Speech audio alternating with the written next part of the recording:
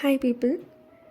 With social media all over the place, with Instagram, Twitter, Snapchat, Facebook, Pinterest, etc., the desire for being socially acceptable, or in Pinteresty words, aesthetic, has kind of become synonymous to looking pretty.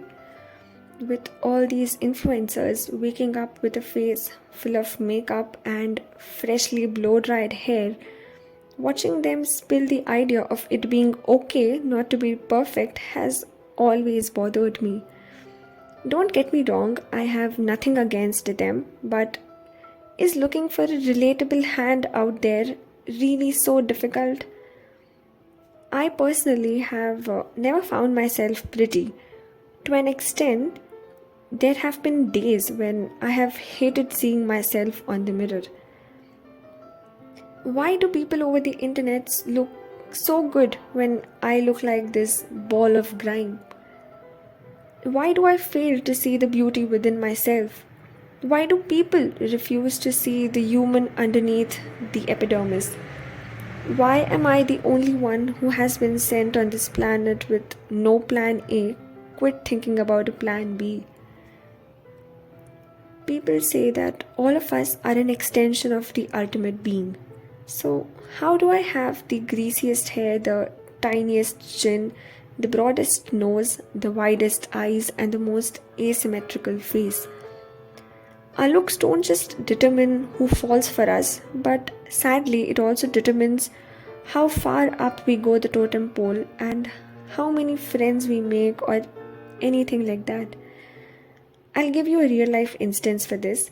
I recently started working, and one of my female colleagues is this beautiful girl with the fairest of complexion. And just to be clear, I mentioned the complexion because it matters a lot for where I come from. She has this long, thick hair and marvelous dressing sense. She's one girl all the guys in my office ache to woo. She happens to be in my department, and I ate lunch with her and a bunch of other mates for a few days before one such day the girl doesn't show up to work and I'm left to eat lunch all alone. I don't really mind eating lunch alone, but one thing that bothers me is being an unwelcomed hindrance. And this is when I realized that I don't really exist for these people or for most of the people who I am in contact with in my day-to-day life. I am the one side character who no one really cares about. The extra piece, the rook as they say.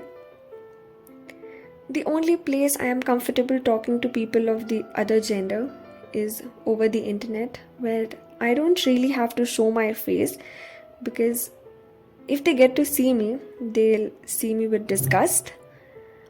I know how people say that life is not easy for pretty people, they go through a lot as well.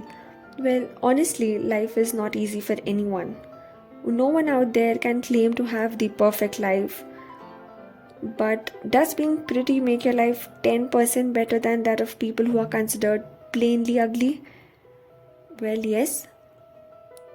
Of all the things that being ugly has taught me, one such thing is to learn to be independent, to learn to love my own self, to learn to find happiness in my own company.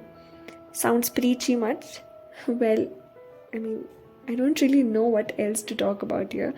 So, does loving your own self take time? Well, yes, a lot more than we anticipate, and a lot more effort than loving someone else. We have spent so much of our life finding the one or finding people who will bake us the love cake, which is why such a big part of us feels unheard, unkempt, and forsaken at the end. Because however hard one tries, we end up scrutinizing the cake they've baked.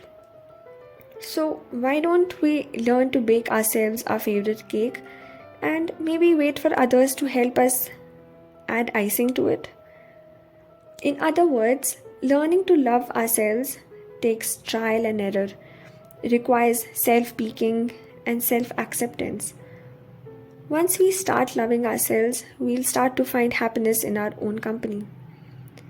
I have been living alone without my family for a while now, but I only started living alone 6 months ago, and it did take a massive dig on my health because I missed my people. To help me spend time, I started reading books, enrolled myself to an online singing lesson, but over time, these coping mechanisms started to bore me as much as being alone did. That's when I realized that I can't just shoo away my negligence to my own presence.